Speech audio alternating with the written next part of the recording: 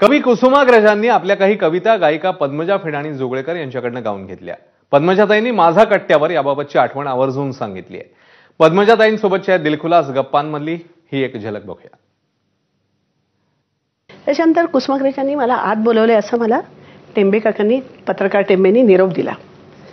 मी आत ग्रीन रूममध्ये गेले.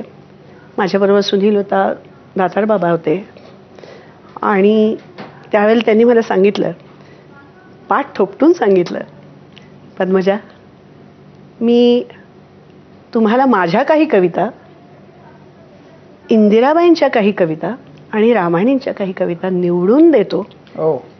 त्याची कॅसेट करायची, त्याचे अल्बम्स करायची जबाबदारी तुमची. मला टेंबे काका म्हणाले की आजपर्यंत तात्यासाहेबांनी आम्हाला कधीही माझ्यासाठी हे करा असं सांगितलं नाही, तर हे फार मोठी पद्मजा मानाची जबाबदारी आहे ही तुझ्यावरती. म्हटलं नक्की करणार.